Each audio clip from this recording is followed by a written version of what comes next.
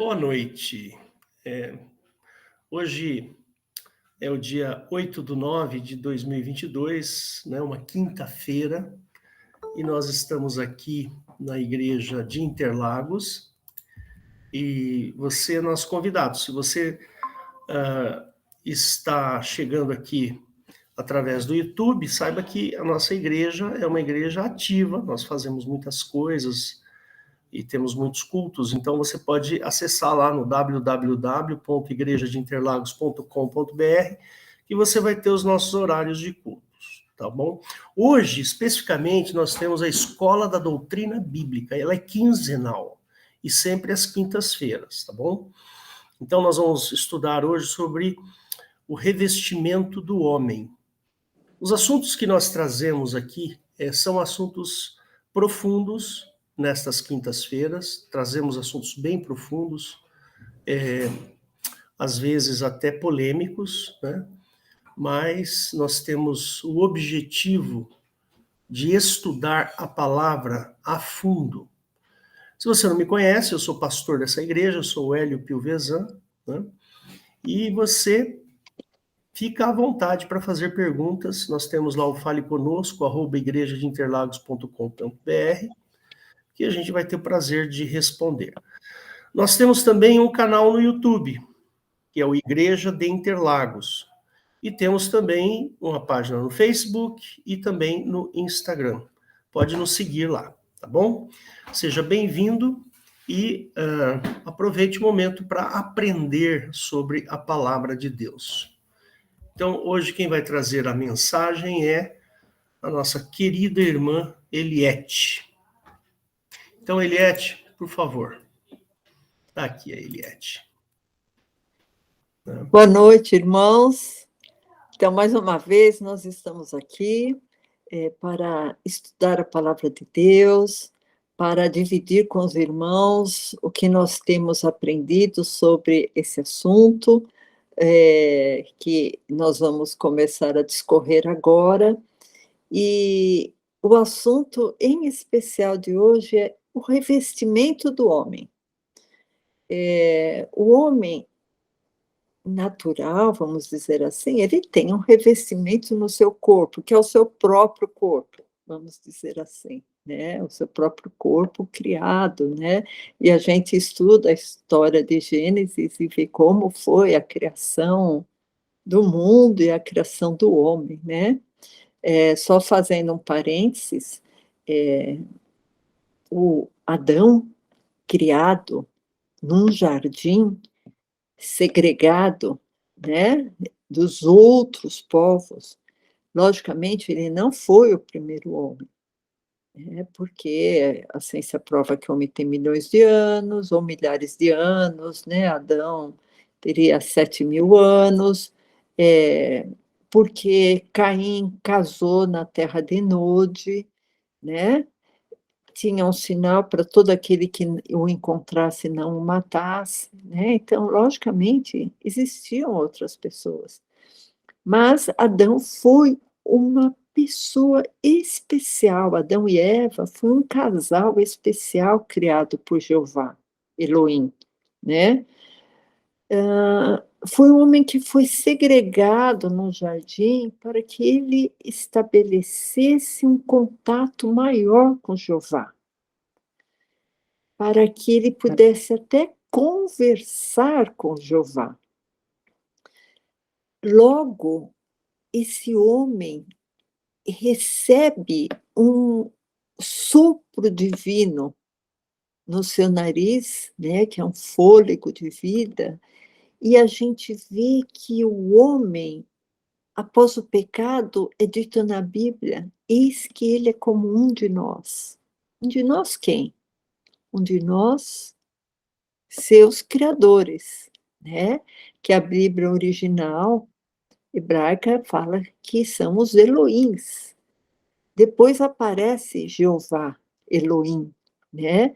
Então, o que a gente crê é que Jeová criou o homem, porque logo após, no capítulo 2, 3 de Gênesis, já aparece Jeová, Elohim, né? Então, nós cremos que Jeová foi o Criador, ele detém em suas mãos a criação de Adão, né?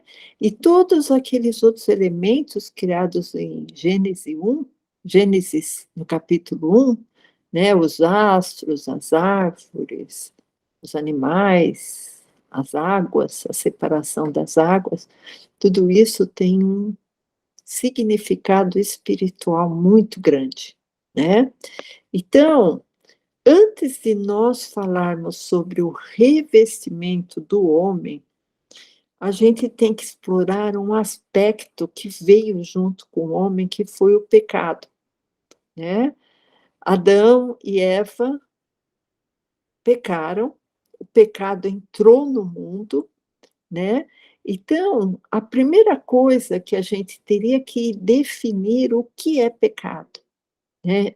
Depois nós vamos falar do revestimento, mas antes a gente tem que abrir um parênteses aqui e falar sobre o pecado, para depois nós falarmos sobre o revestimento dado por Jeová, e depois falarmos sobre o revestimento dado por Jesus Cristo e o Pai e o Espírito Santo, que é o verdadeiro Deus, né?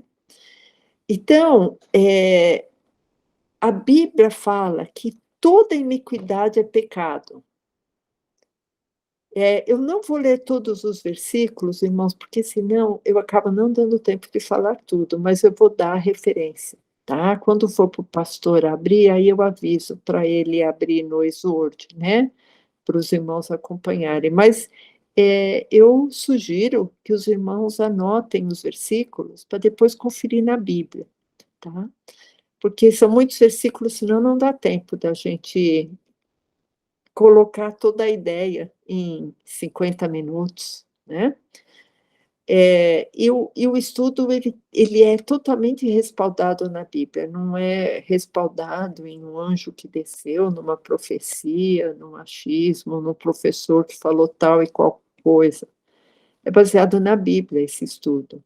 Então, a Bíblia fala que toda iniquidade é pecado, né? O que seria iniquidade, né? Iniquidade, o iníquo, né? O juiz iníquo. A iniquidade tem a ver com perversidade, tem a ver com crueldade, tem a ver com maldade, tem a ver com malignidade, com malvadeza, com desumanidade, né? Com impiedade. Tudo isso é pecado. Mas também existem os pecados de omissão, né? Quando a pessoa teria que agir naquele momento e não faz nada. Seria um pecado de omissão, ela se calou perante uma situação que ela teria que falar, que agir, que orar, né? Então, em 1 João 5,17, não precisa de abrir, o pastor fala, toda iniquidade é pecado, né? Agora eu queria que o pastor abrisse em 2 Pedro 2,13, que também tem uma definição muito boa sobre o pecado.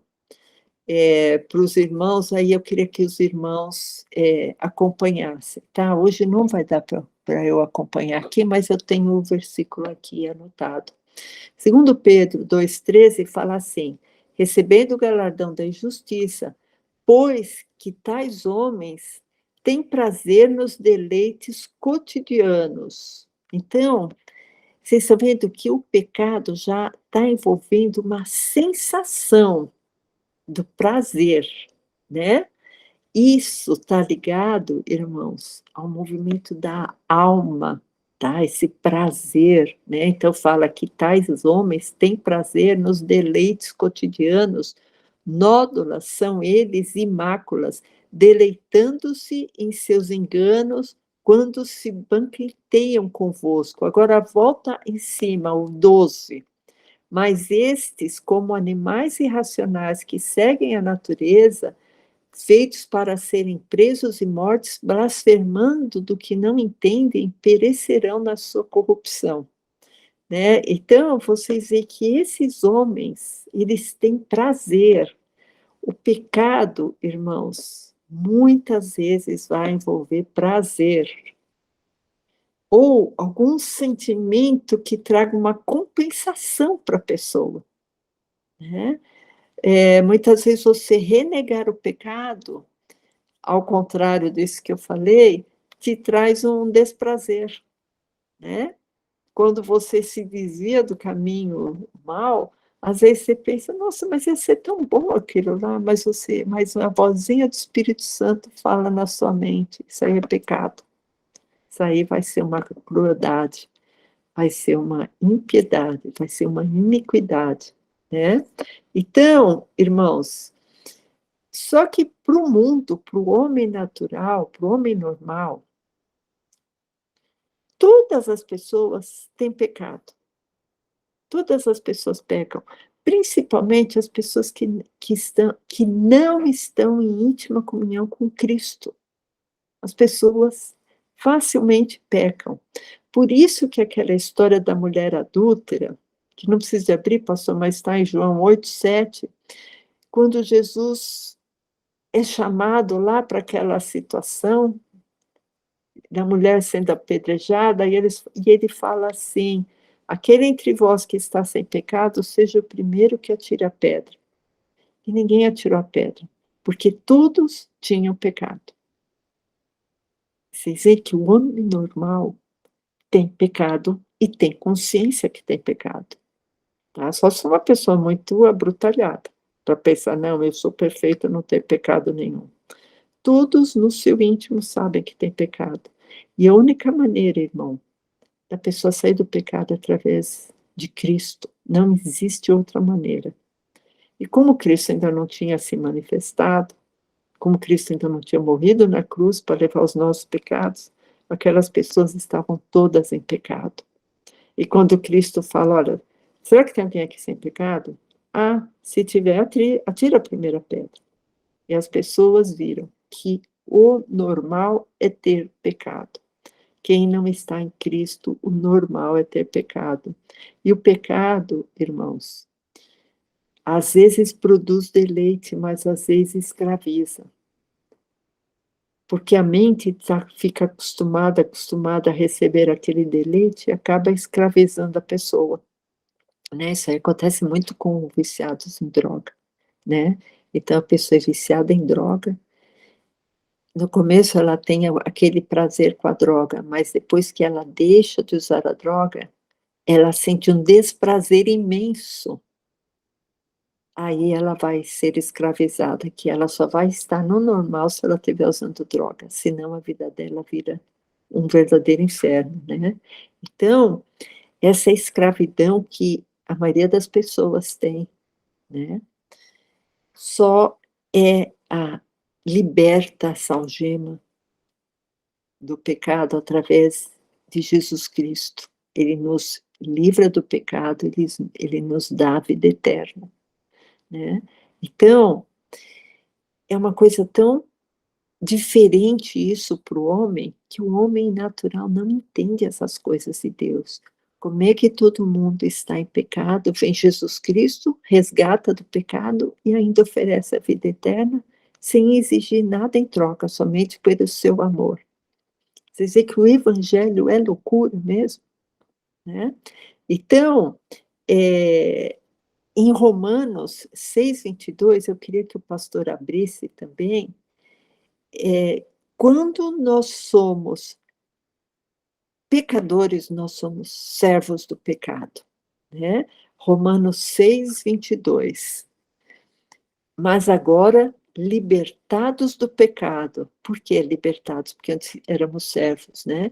E feitos servos de Deus, tendes o vosso fruto para a santificação e, por fim, a vida eterna. Então, é isso que eu falei para vocês, irmãos. O pecado, ele entra por Adão, né?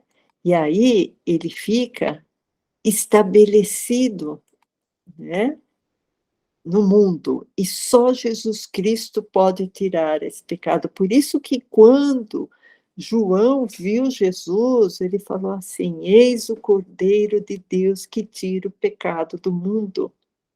Né? Então, irmãos, eu quero deixar bem claro que não é por nossas obras que nós nos libertamos do pecado, não é porque eu sou bonzinho que eu me autoflagelo, Não, eu só me livro do pecado através da ação de Jesus Cristo na minha vida, né? Então, eu queria fazer uma pergunta para vocês refletirem, irmãos. O pecado é inerente ao homem, né? O pecado está muito presente na vida do homem. E a gente sabe que o homem é um indivíduo composto de corpo, alma e espírito.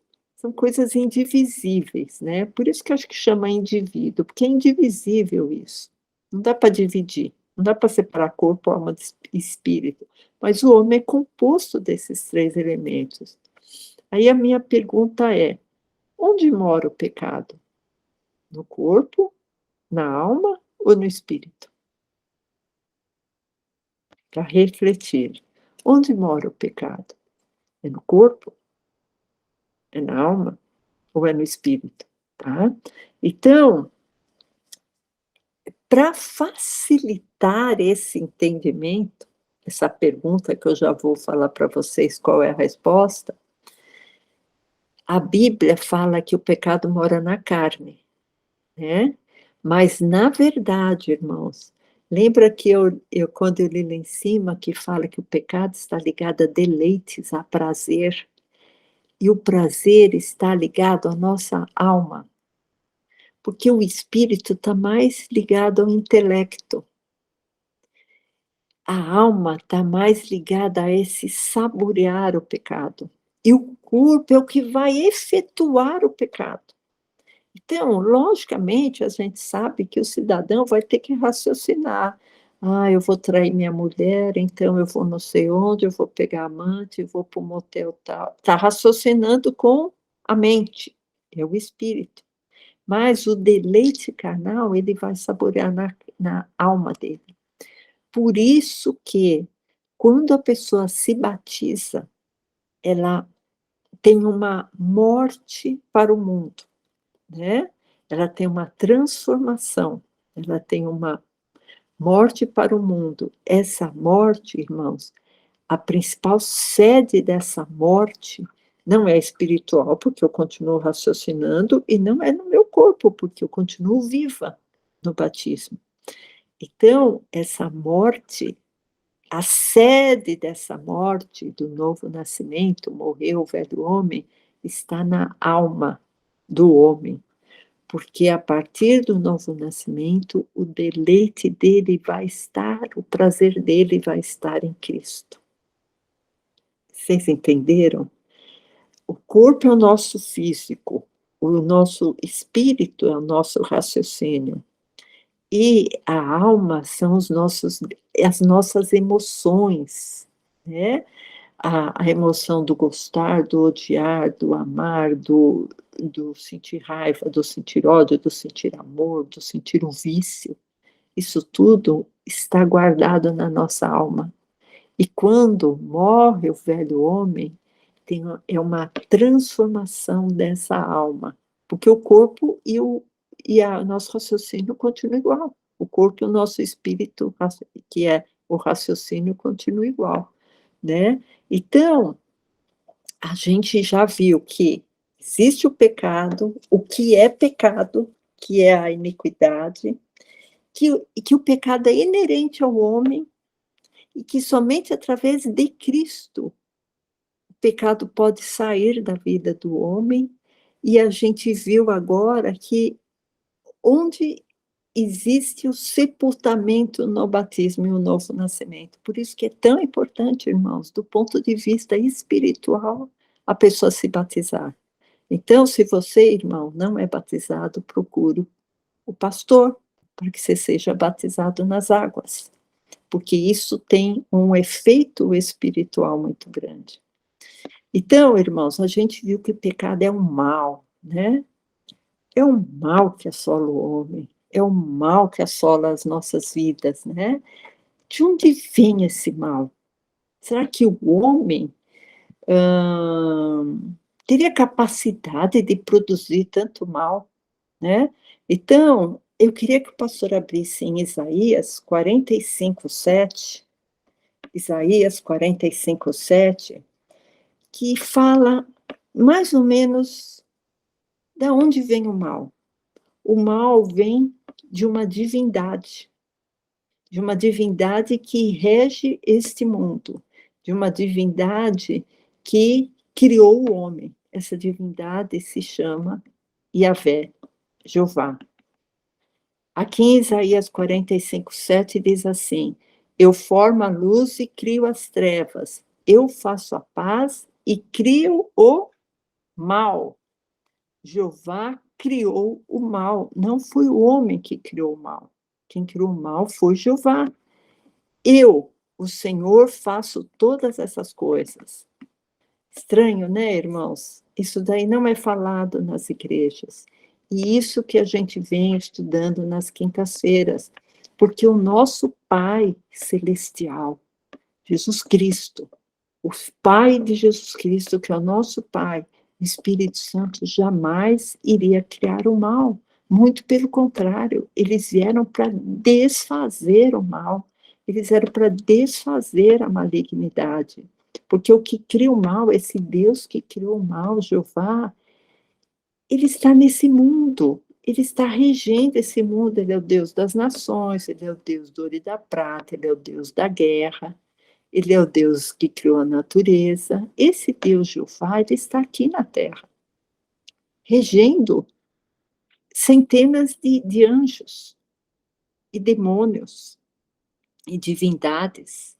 E aí Jesus vem e fala assim: olha, esse mundo jaz no maligno. Se o mundo é de Jeová, Jesus está dizendo que Jeová rege o mundo maligno. Se ele rege o mundo maligno, logicamente ele faz o mal. Por isso, irmãos, que nós não cremos que Jeová é o pai de Jesus. O pai de Jesus foi aquele Deus que Jesus veio revelar. Ele fala: eu vim revelar o Pai, vocês não conhecem o Pai. Se ele veio revelar, ninguém revela uma coisa já conhecida. As pessoas revelam. Jesus veio revelar o seu Pai que ninguém conhecia. As pessoas conheciam um Deus que cirava todos os dias, um Deus que morava nas trevas, um Deus que se alegrava com a morte dos seus santos, né? Tá em Salmos. Então, irmãos, esse Deus Jeová, ele, quando ele soprou aquele fôlego de vida que na Bíblia original fala que é um sopro fedorento, desculpa a palavra, ele parece que passou a sua natureza maligna para o homem, né? Por isso que quando Adão peca, os Elohims de Jeová falam assim: eis que o homem é como um de nós, sabendo o bem e o mal. Então, o mal, irmãos, veio de Jeová, né? Por isso que em Amós 3:6, até eu queria que o pastor abrisse, que eu acho que esse vale a pena abrir, pastor. Amós 3:6, que fala também que Jeová traz o mal. Jeová traz o mal. Amós 3:6. Tocar-se-á a trombeta na cidade e o povo não estremecerá? Sucederá algum mal na cidade sem que o Senhor Jeová tenha feito?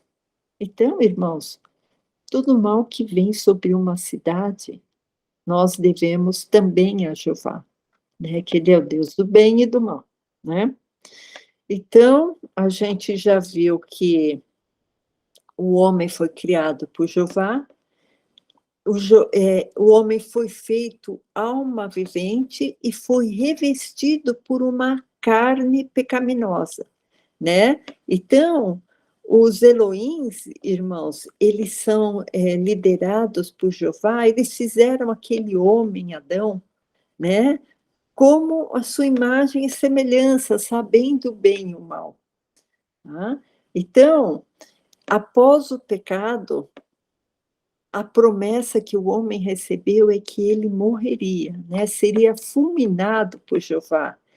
E a providência do próprio Jeová, eu não sei se vocês lembram, isso está em Gênesis 3, 21, se o pastor quiser abrir, pode abrir, que vocês sabem que Gênesis capítulo 1, 2 e 3 é sobre a criação e sobre a queda do homem, né? Mas a gente viu que o homem ele foi contaminado, ele era mau, ele recebeu o sopro fedorento de Jeová, e aí, interessante que em Gênesis 3, 21, fala assim, e o Senhor fez, e fez o Senhor Deus a Adão e a sua mulher túnicas de pele e os vestiu. Então, irmãos, aqui é um revestimento, tá? Aqui, esse revestimento, irmãos, é muito especial, tá? Por quê? Porque o homem que pecava, ele tinha no Velho Testamento, em Êxodo, Levítico, Número, Deuteronômio, o homem que pecava, ele teria que matar um animal para que o seu pecado fosse apagado, lembra? Então, a primeira providência que Jeová tomou, aqui em Gênesis 3, 21, foi túnicas de pele, né? Com túnicas de pele os vestiu. E essas peles eram de animais mortos, certo?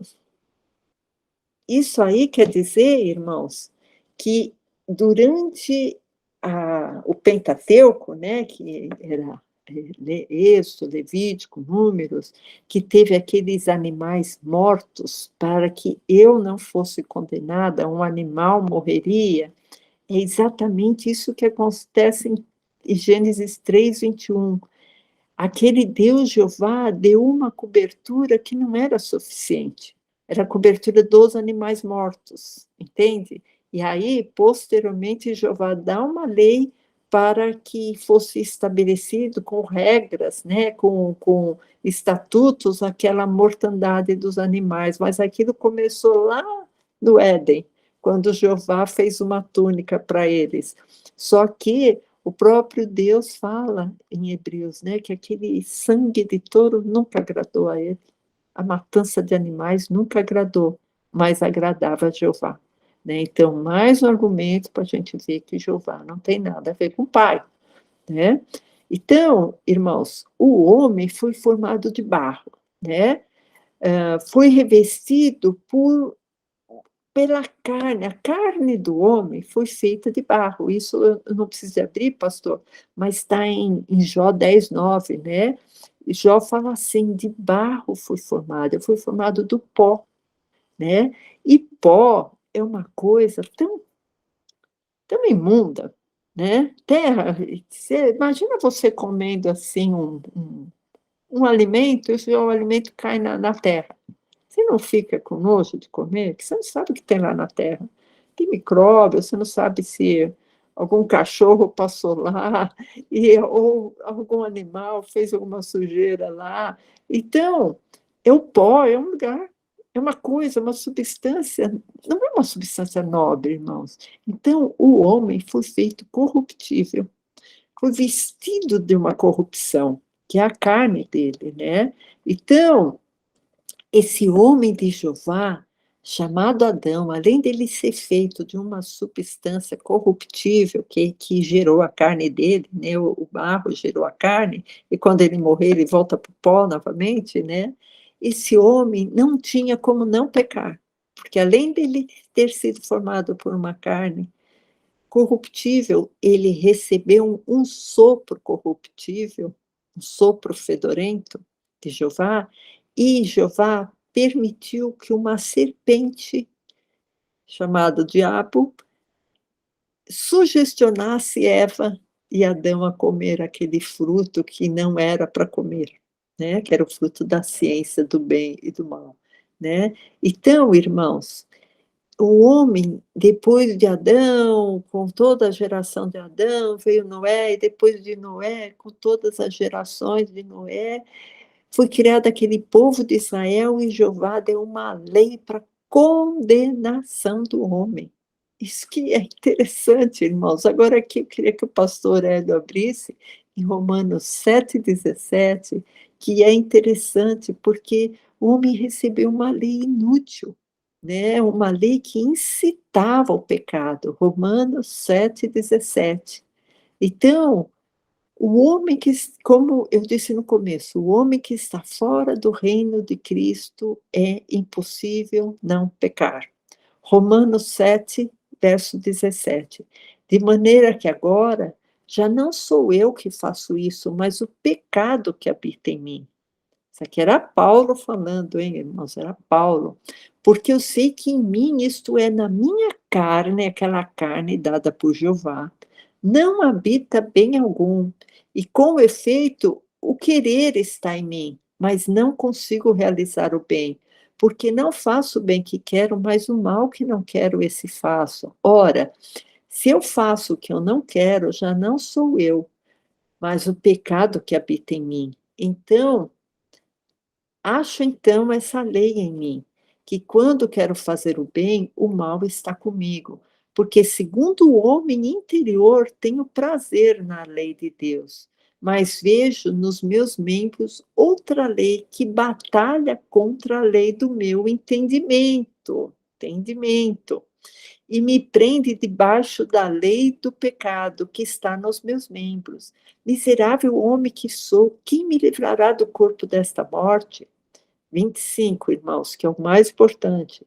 Dou graças a Deus por Jesus Cristo, nosso Senhor, assim que eu mesmo, com o entendimento, sirvo a lei de Deus, mas com a carne a lei do pecado. Então, irmãos, é a eterna vigilância, né? É a eterna vigilância. Até a gente morrer, irmãos, a gente tem que ter vigilância, tem que ter comunhão com Cristo, tem que ter comunhão com o Espírito Santo, irmãos, para que a gente não venha a pecar, né? Para que Deus possa estar nos transformando, né? Porque Jó fala, né, que Jeová o cobriu de carne, né? Fala de pele e carne me vestistes, de ossos e nervos me teceste, e esses são elementos totalmente corruptíveis. Isso está em Jó 10:11. Não precisa de abrir, pastor. Então, o homem é revestido por Jeová, por elementos corruptíveis que o levam à corrupção, que o levam a pecado. A gente viu aqui, irmãos, olha, eu vou falar uma coisa, o livro de Romanos, no começo, eu acho que Paulo está tendo uma evolução, porque o livro de Romanos, no começo, Paulo parece que não tem, assim, o entendimento que ele vai ter depois em Coríntios, em Gálatas, quando ele escreve aquelas cartas, né? Então, o homem está revestido e condenado ao pecado. Cristo vem, Cristo entrou agora na história do homem e Cristo trouxe um novo revestimento, né? Então eu queria que o pastor abrisse em Romanos 7:4, porque agora, irmãos, a gente vai começar a direcionar para o revestimento de Cristo, que não tem nada a ver com o revestimento de Jeová. Romanos 7:4. Assim, meus irmãos, também vós estáis mortos para a lei pelo corpo de Cristo, para que sejais de outro. Então, não é mais de Jeová, nós não somos mais de Jeová, irmãos. Glória a Deus por isso. Nós somos de Cristo, nós somos de outro, porque quem é criatura criada com esse revestimento carnal está com Jeová, mas fala assim: estáis mortos para a lei de Jeová, pelo corpo de Cristo, para que sejais de outro, daquele que ressuscitou dos mortos, a fim de que demos fruto para Deus. Irmãos, qual é a dificuldade que muitos têm de enxergarem isso? Vocês veem como a alma e o entendimento das pessoas estão cauterizadas, porque Jeová dá uma lei para a condenação do homem, irmãos. Aí vem Jesus e fala assim: meus irmãos, também vós estáis mortos para a lei. Eu não quero mais saber de lei de Jeová, irmãos. Nós sabemos, por exemplo, que os adventistas ficam venerando a lei de Jeová. E judeu fica venerando a lei de Jeová. Aí fala, não, para essa lei eu estou morto, não quero nem saber dessa lei. Por quê? Por causa do corpo de Cristo, porque quando Cristo morreu na cruz, ele rasgou a lei, ele rasgou a cédula que era contra nós, isso está em Colossenses 2,14, se não me engano. Para que sejais de outro, daquele que ressuscitou dos mortos, a fim de que demos frutos para Deus. Quando damos frutos para Deus, nós não estamos mais na lei de Jeová, no corpo que Jeová nos dá. Nós temos uma transformação na nossa alma, irmãos. Romanos 7, verso 5. A gente vai ler até o 6, pastor. Romanos 7, verso 5. Eu vou esperar o pastor colocar, que é importante, irmãos, vocês seguirem. Porque quando estávamos na carne, dada por Jeová, as paixões dos pecados que são pela lei operavam em nossos membros para darem frutos para a morte. Então, quem está na lei de Jeová está tendo fruto para a morte. Mas agora temos sido libertados da lei de Jeová. É porque o Novo Testamento não tem a palavra Jeová, que as pessoas ainda tinham receio de escrever, né? E somos libertados da lei, às vezes vocês falam lei de Moisés. Tendo morrido para aquilo que estávamos retidos, para que sirvamos em novidade de espírito e não na velhice da letra. Irmãos, olha que coisa maravilhosa, Cristo nos revestindo, tirando do revestimento da carne que Jeová deu. Agora eu queria que o pastor pulasse, quer dizer, retrocedesse para Romanos 6,4, que também é importante a gente seguir, irmãos, porque somente através do batismo a gente sai desse corpo do pecado. Jeová cria e reveste e dá ao homem o corpo do pecado. E Jesus nos tira do corpo do pecado através do batismo. Então, irmãos, a única maneira de nos revestirmos de Cristo é nós nos despirmos do revestimento de Jeová. Então, fala assim, em Romanos 6,4. De sorte que fomos sepultados com ele pelo batismo na morte, a morte do velho homem, né? Para que, como Cristo foi ressuscitado dentre os mortos pela glória do Pai, assim também nós andemos em novidade de vida.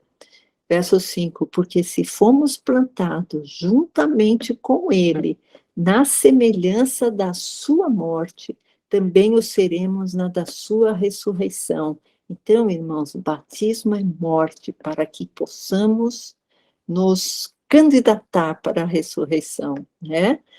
Romanos 6,6, sabendo isso, que o nosso velho homem dado por Jeová foi com ele crucificado, para que o corpo do pecado, do revestimento de Jeová seja desfeito, para que não sirvamos mais ao pecado.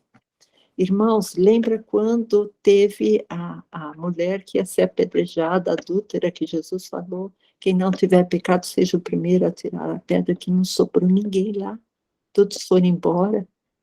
Irmãos, que na vinda de Cristo, a igreja esteja repleta de pessoas que trocou o corpo do pecado dado por Jeová pelo corpo de Cristo, pela igreja, pelo batismo, pela morte do velho homem, para que a igreja sirva em novidade de vida.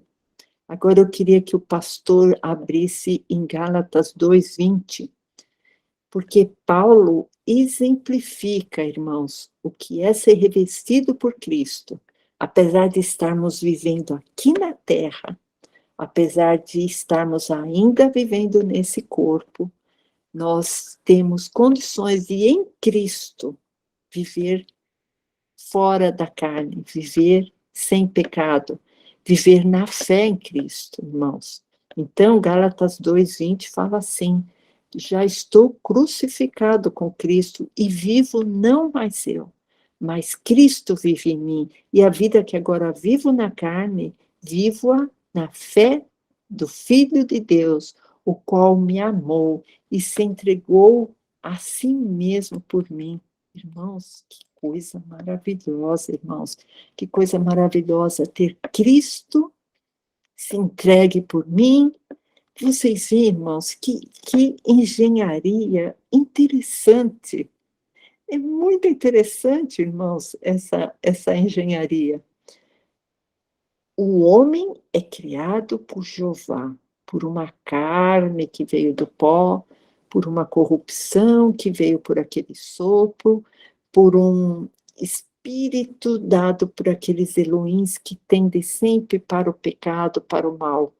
Aí vem Jesus, com uma nova proposta. Ele morre para que eu tenha novidade de vida. Ele morre para que aquela lei condenatória de Jeová possa ser anulada da minha vida, né? Então, irmãos, isso é uma coisa que a gente fica pensando, por que Deus teve tanto amor?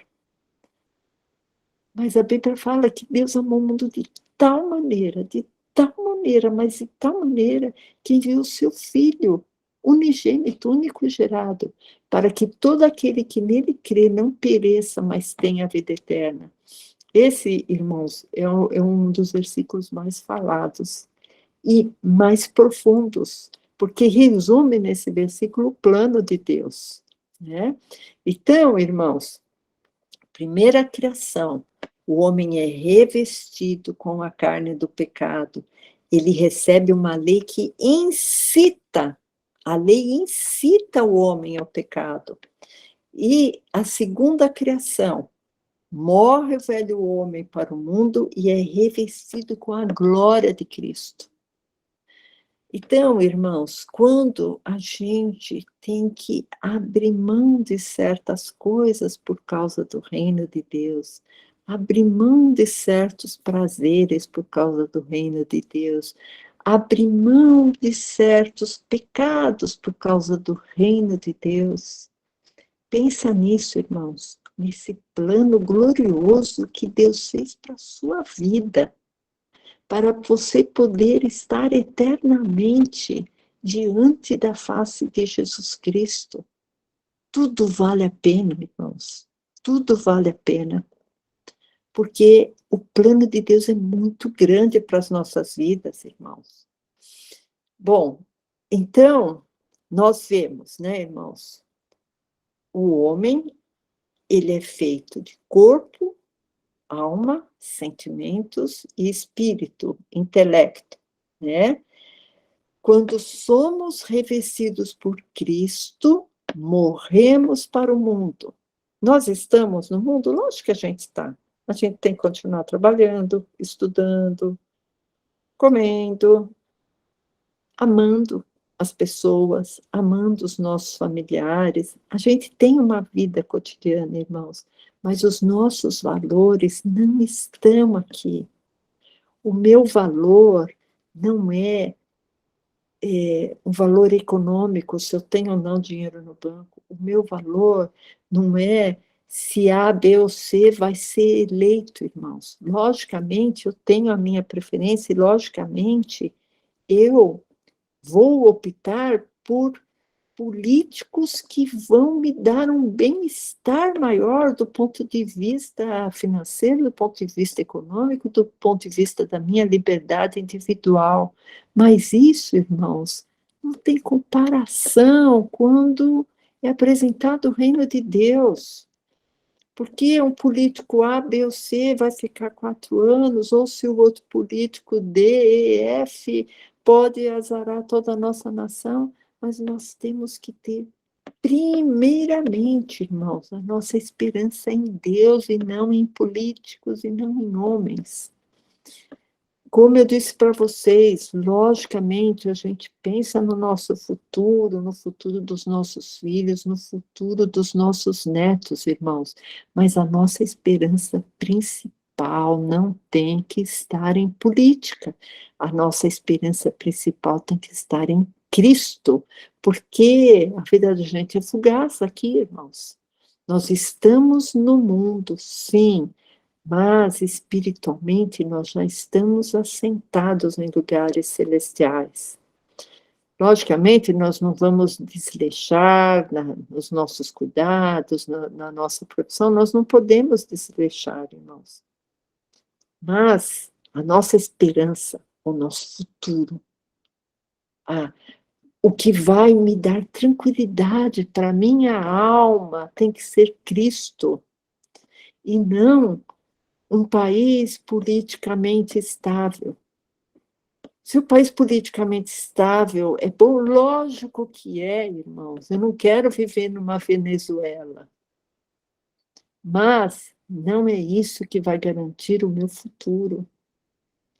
O meu futuro, irmãos, é a minha, eu estou me referindo à minha vida eterna, tá? A alma, irmãos, são os movimentos de sensações. O pecado se estabelece ali. E é ali que o novo homem criado em Cristo vai travar a sua batalha. Entende? O espírito do homem, irmãos, foi criado lá no Éden. Quando Jeová sopra aquele sopro fedorento, é criado o espírito, é criado o raciocínio. Talvez aqueles homens que viveram antes de Adão não tinham aquela maneira de raciocinar igual a Adão. Adão provavelmente foi uma pessoa, um indivíduo com muito mais inteligência, porque ele tinha uma inteligência emocional e espiritual. Ele tinha contato com divindades, e talvez os outros lá não tivessem contato com divindades, com anjos, né? Agora, Adão não, Adão já tinha essa predisposição, por isso que Adão foi um homem especial, por isso que eu entendo que a Bíblia fala que ele foi o primeiro homem criado, porque o outro foi formado, sei lá como,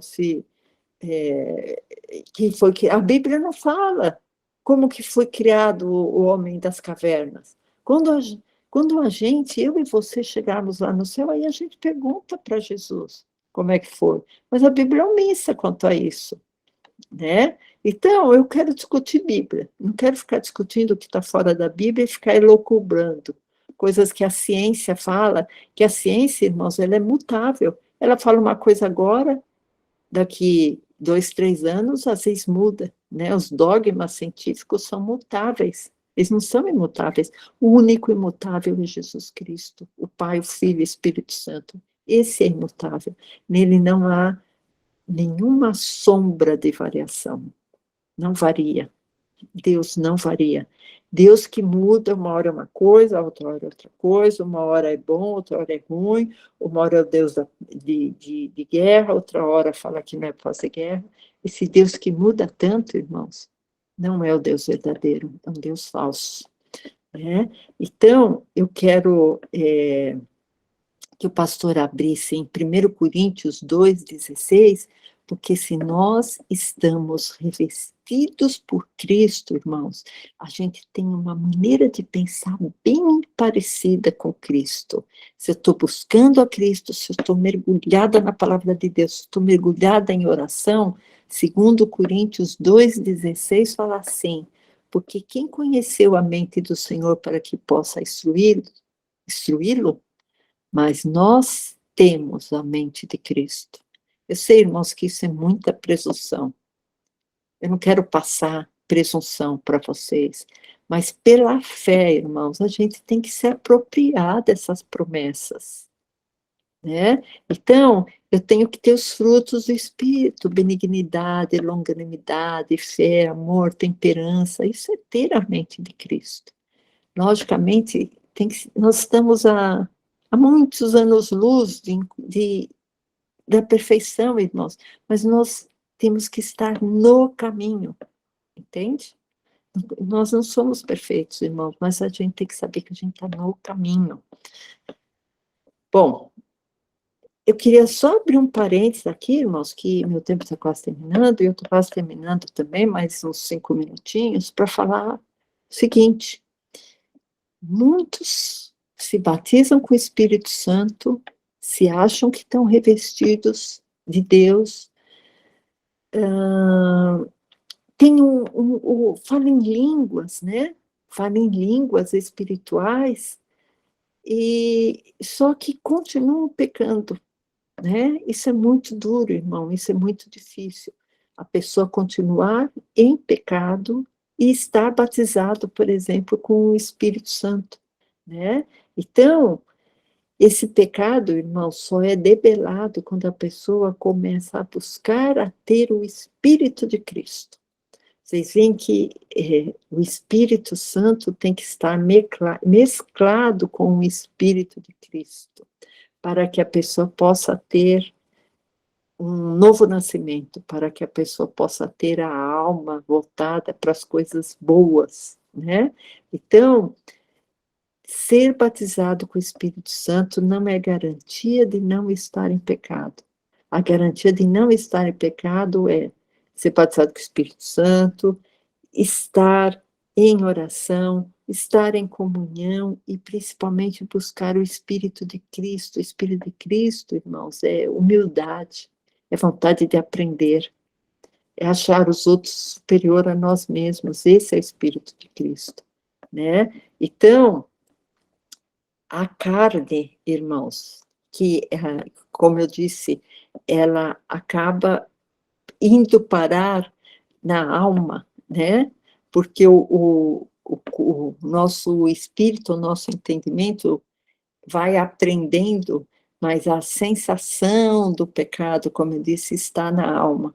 Então, em Gálatas, só para eu terminar, irmãos, em Gálatas 5:24, que a gente vê que a carne, ela pode ser convertida quando ela vai para a cruz, né? Paulo, ele disse isso, porque antes ele falou assim, não, olha, nos meus membros mora o pecado que eu não quero eu faço, mas é que quando Paulo já tem uma maturidade, em Gálatas 5:24, ele fala qual é o segredo, irmãos, para a carne não pecar, é ela ir para a cruz, como a carne de Cristo foi para a cruz. Mas essa carne, irmãos, é aquela simbologia do pecado que eu falei. O pecado, ele, logicamente, a efetuação do pecado é o corpo, o deleite do pecado está na alma e o planejamento do pecado vai estar no espírito. Mas, vocês lembram que eu falei, o novo homem é aquele homem que a primeira coisa que vai nascer nele é a alma, porque a alma está muito ligada ao pecado, irmãos. Então, em Gálatas 5:24, fala assim, e os que são de Cristo crucificaram a carne, crucificaram o pecado. É aquilo que eu falei, irmãos, você é revestido por Cristo, então vale a pena você prestar muito atenção, porque o diabo vai colocar algumas cascas de banana no seu caminho, né? Então estejamos atentos. Os que são de Cristo crucificaram a carne com as suas paixões e concupiscências. Olha o Gálatas, só para a gente terminar, irmãos, Gálatas 5:25, pastor, se o senhor puder colocar. Deixa eu ver aqui, não sei, final é. Gálatas 5:25. Se vivemos em espírito, isso quer dizer, se vivemos revestidos por Cristo, andemos também em espírito. Então, irmãos, esse Gálatas 5:25, sabe o que quer dizer? Você tem Cristo, então mostra que você tem Cristo, né? Por isso que eu digo, não são as obras que nos faz salvos, mas o fato de estarmos salvos faz nós termos boas obras. Vocês entenderam a diferença? Não é como os espíritas pensam. Eu vou fazer boas obras para eu encarnar em coisas melhores, não sofrer tanto, né? Não, irmãos, não é isso. Isso é uma ideia espírita. A ideia evangélica, a ideia cristã, a ideia de Cristo é: você é convertido, vem do jeito que você está. Você vai vir sem obras, você vai vir sujo, você vai vir em pecado, Agora, Cristo vai te transformar. Cristo vai te revestir. Por isso que Gálatas, não precisa colocar, pastor, Gálatas 5:25 fala, se vivermos em espírito, andemos também em espírito. Porque aí você vai mostrar para o mundo que você está revestido por Cristo. E não com aquele revestimento que aquele falso Deus Jeová te dá para o homem. Amém, irmãos? Glória a Deus, eu vou fazer uma pequena oração para nós encerrarmos o nosso estudo. Senhor Jesus, como é bom, Senhor, ouvir a Tua palavra, falar de Ti, Senhor. Como é bom, Senhor, sabermos que podemos escolher ter um novo revestimento, Pai. Nós te glorificamos nessa hora, Senhor, nós te exaltamos, nós te amamos, nós somos gratos, Senhor, nós somos muito gratos a Ti, Senhor, porque esse revestimento que Tu nos deste, Senhor, foi sem nenhum merecimento, mas pelo Teu amor, Senhor, que nós saibamos escolher estar revestidos por Ti, que nós saibamos andar em espírito, que nós saibamos, Senhor Deus, externar para o mundo, Senhor, a glória que Tu tens reservado para todo mundo, Pai, porque afinal de contas Tu vieste para todo mundo, Pai. Eu te glorifico nesta hora, entrego tudo em Tuas mãos. Eu oro ao Pai em nome de Jesus. Amém.